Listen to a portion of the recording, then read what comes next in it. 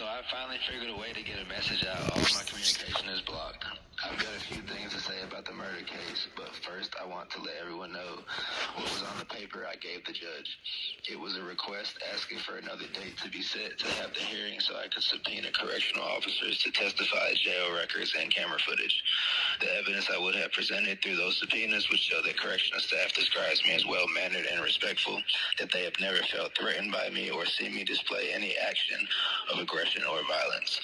The evidence would have also showed I have only been to disciplinary board one time. I also mentioned my work as an informant against the corruption in Tennessee Department of Corrections, and that after the failed attempt to have me killed on July 29th because of my work as an informant, a transfer to TDOC would only put my safety in more jeopardy than it already is. I offered to present evidence of a prior conspiracy between a corrupt officer and inmates that when during count time while everyone was to be locked down, the officer at the direction of another inmate, James Smith, unlocked two inmate cells, Michael Walton and another inmate, and allowed them into my cell to assault me. This occurred at West Tennessee State Prison in April or May of 2020. The officer was fired. I'm not positive about his name. I want to say it was Hernandez, though. Prison records will verify this. Like I've said many times before, fact check me. While he was fired, there are literally hundreds of other officers across the state that are corrupt. Now, if I was given the opportunity to subpoena officers, disciplinary records, grievance records, jail logs, phone records, and camera footage, everyone would have seen the egregious constitutional violations by the Obion County Sheriff's Office. The evidence would show that from the first day I was arrested, I asked to give a statement to the TBI with my lawyer present. And from the very first week at the Obion County Jail, I'd made multiple requests to speak to the TBI. I just wanted to have a lawyer present. All these attempts were denied unless I would waive my right to an attorney. My phone calls were disconnected and blocked without a court order. They moved an inmate who I filed a PREA against into the cell right next to me. They left me in a cell flooded with sewage from a maintenance issue with no cleaning supplies. They moved me to a cell with toilet and sink problems that had already had feces and urine splattered about with nothing to clean it. They took my paper, pen, envelopes, and Bible. The week my son was to be born, they changed my rec time so I could not use kiosk and see the pictures. They never allowed me outside rec. Notably, a lot of these restrictions were implemented after text messages came out between me and federal agents. I was told my conditions would not improve until I cooperated. I was asked questions by jail staff on behalf of TBI. I was never allowed to contact my lawyer, John Hill, or visit legal room. I was denied legal resources until after the preliminary hearing. I was denied the ability to make lawyer calls during reasonable hours. The lawyer calls that were scheduled were ignored. Some of my calls with Drew Farmer were listened to. Papers intended for my lawyers were given to the TBI. After months of this treatment and restrictions, I finally consented to waiving my right to an attorney. And lo and behold, I was allowed to go outside for the first time. My paper and pen were returned. I was allowed to finally contact my lawyer, John Hill, for the first time and visit the legal room that I hadn't been allowed to do for the first 2 months. If I could have subpoenaed the evidence, everyone would have seen that every one of those claims could be proven true. After speaking to the TBI, they agreed to turn over property that they took as evidence that they acknowledged have nothing to do with the murder investigation. They never did. They told me that they believe my motive for this is because they think I thought that Matthew and them thought I was an informant, which makes no sense, especially after my complete phone records come out and you see that anytime I had any suspicion my cover could have been blown, I talked to my handlers about it. It also makes no sense that I will put myself in a position where I'm outnumbered around people who think I'm a snitch. Furthermore, again, I offered to take a polygraph that I had no knowledge or belief that they thought I was a snitch before Matthew got out of that truck and pointed the ARP at me. Again, I just wanted to have my lawyer. But I want you all to have the facts because the prosecution and the TBI is not giving them to y'all. They lied about the vehicle at the preliminary hearing. They lied about how many times Matthew was shot.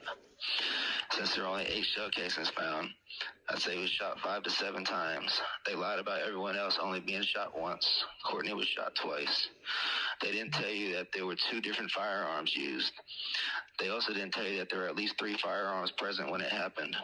I'm not sure what was found afterwards.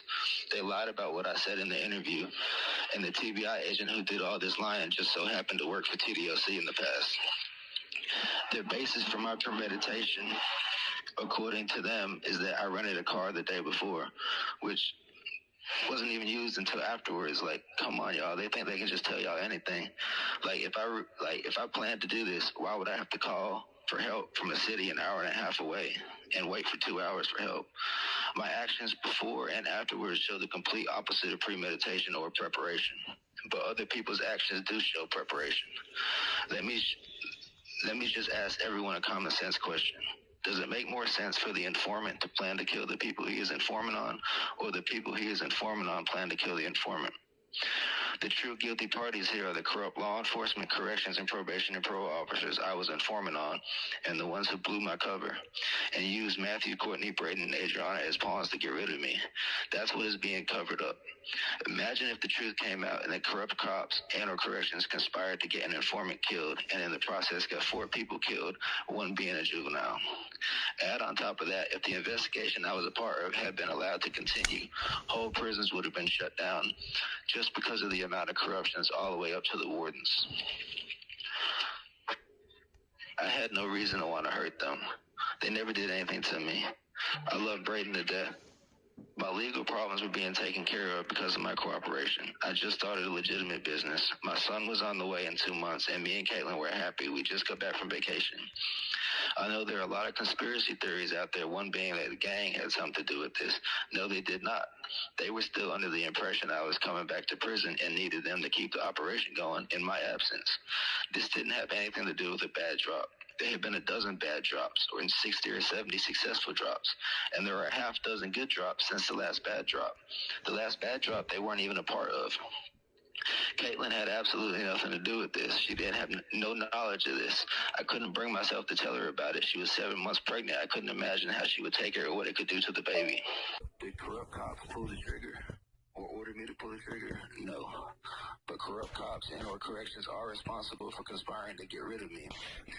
TBI also admitted that at the beginning of the investigation, law enforcement agencies were hiding information from other law enforcement.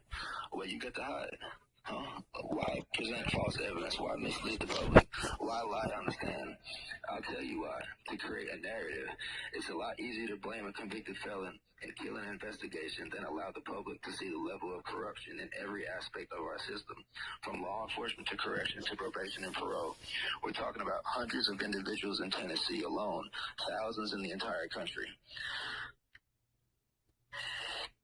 For the families, I know it doesn't mean anything, but I'm sorry.